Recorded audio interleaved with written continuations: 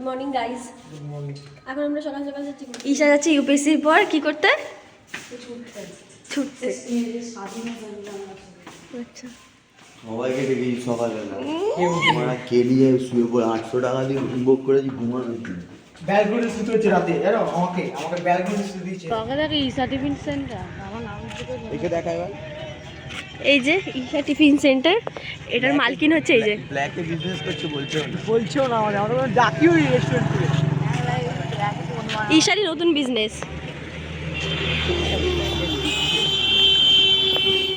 কৃষ্ণটাকে কতবার বললাম যে চল আমরা যাই সবাই মিলে গিয়ে একটু বসি বিচের ধারে, কিছুতেইও গেল না। আমরাই শুধু ওখানে উপভোগ করলাম, মানে এতটা শান্তি লেগেছে, মানে সকালবেলার বিচটা উপভোগ করতে। আমরা সবাই যে যার মতো ছিলাম, খুব ফিল করেছি ডিপলি। এদিকে তারপর আমরা স্টারফিশ দেখলাম, আমাদের জুতোর অ্যাড দিলাম, দেওয়ার পর ভাবছিলাম যে হোটেলের দিকে চলে আসবো। আমরা এমন টাল ওপর দিয়ে হাঁটছি তো নিচে নামতেই হতো। এখানে তারপর আমরা দেখলাম কত বড় মাছ, কাঁকড়া, মানে মজা করছিলাম। কিন্তু কি বলবো, আমার কিছু বলার নেই, আমি শুধু ফিল করেছি, মানে আই হ্যাভ নো ওয়ার্ড। যাই হোক, তারপর আবার কি, সব কিছু দেখতে দেখতে এদিক ওদিক ঘুরতে ঘুরতে আমরা তারপর ডিসাইড করলাম যে রুমের দিকে আসবো।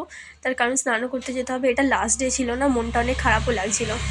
তারপর এদিকে কাঁকড়া দেখলাম, দেখে তারপর যেহেতু নিচে নামতে হবে ওর ক্যালিটা দেখছিলাম। দিয়ে তারপর যেহেতু আমরা কিছু খেয়ে দিয়ে আসিনি, ডিরেক্ট ব্রাশ করে চলে এসেছি, তো সেখানে আমরা চা আর ডিম টোস্ট খেয়েছিলাম। ওটাই ভালোভাবে খাওয়া দাওয়া করলাম, মানে ওখানে বসে বসে খাচ্ছি, গল্প করছি, লোক দেখছি, এটা ছাড়া আমাদের আর কাজ কি। তারপর এদিকে ওকে সানগ্লাস কিনবে, এখনো বার্গেনিং করবে। এই যে আমাদের চিকনা স্যার, ও বাই বাই বাই, দেখি দেখি একদম ভালো লাগছে, ভালো লাগছে। হেবি সুন্দর লাগছে, বললাম তো এটা ভালো লাগছে। হাই আমাদের কেজিএফ এর নাম টাকা কত? উফ, চ্যাপ্টার 3 না হেবি সুন্দর লাগছে। ঝুঁকেগা নেই সালা। প্রি আলট্রা প্রো ম্যাক্স, ইয়া বস, বলছিলাম একটা ছাপড়ি চশমা নেবো, গাইজ নিয়ে নিয়েছি। পুরো চাপড়ি লাগছে।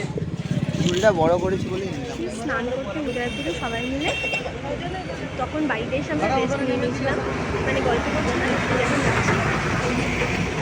এসছি আমরা সবাই, গাইজ ভালো লাগছে গাইজ। হ্যাঁ পুরো ছাপড়ি। গাইস দুবাই কেমন লাগে পুরা? এই তো না খেয়েছি।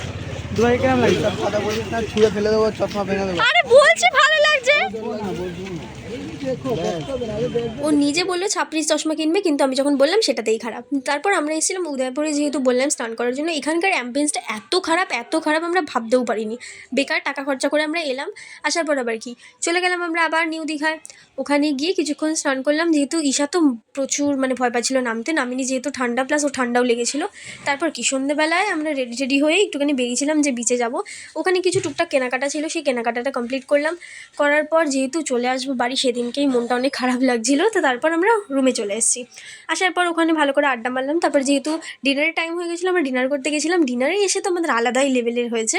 কৃষ্ণ এখানে একটা এত সুন্দর গান করেছে, কিন্তু ওটা আমি শোনাতে পারবো না। Lastly do like, comment, share and subscribe for more. Bye bye.